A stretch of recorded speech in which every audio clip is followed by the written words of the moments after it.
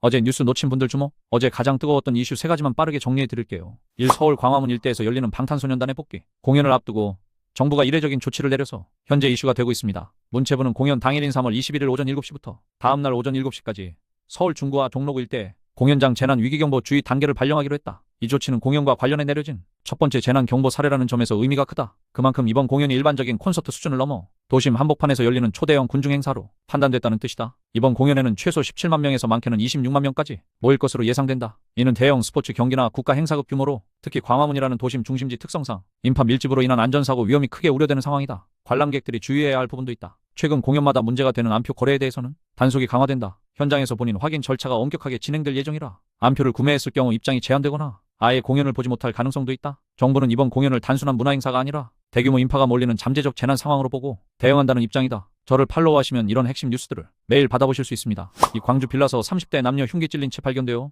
현재 이슈가 되고 있습니다. 3월 19일 오후 3시쯤 광주 광산구 수안지구의 한 빌라에서 30대 남성과 30대 여성이 흉기에 찔린 상태로 발견되어 이들은 주변 신고를 받고 출동한 구급대에 의해 곧바로 병원으로 옮겨졌지만 현재까지 생명이 위태로운 위중한 상태인 것으로 전해졌는데요. 경찰이 현장을 확인한 결과 외부에서 침입한 흔적은 발견되지 않았으며 이 점 때문에 이번 사건은 무작위 침입 범죄보다는 내부에서 벌어진 사건일 가능성에 무게가 실리고 있는데요. 현장 인근 주민들은 두 사람이 다투는 소리를 들었다는 진술을 한 것으로 알려졌는데요. 경찰은 현재 다음과 같은 가능성을 열어두고 조사 중인데요. 두 사람이 서로 아는 관계인지 다툼이 우발적인 폭력으로 번진 것인지 제3자가 개입했을 가능성은 없는지에 대해 조사하고 있다고 하네요. 삼남양주 20대 여성 스토킹 살인 피의자 김은 44살 신상정보 공개되어 현재 이슈가 되고 있습니다. 경기 남양주시에서 발생한 이 사건은 스토킹이 결국 살인으로 이어진 중대 강력범죄다. 피의자 김은 44은 과거 교제했던 20대 여성 A씨를 지속적으로 스토킹해왔고 피해자는 차량에서 위치 추적 장치가 발견되는 등 심각한 위협을 느끼며 여러 차례 거주지를 옮길 정도로 불안 속에 생활해온 것으로 전해졌다. 이 과정에서 김은에게는 이미 접근금지와 연락금지, 전자발찌 착용 등 법적 조치가 내려진 상태였는데요. 피해자에게 100m 이내로 접근할 수 없는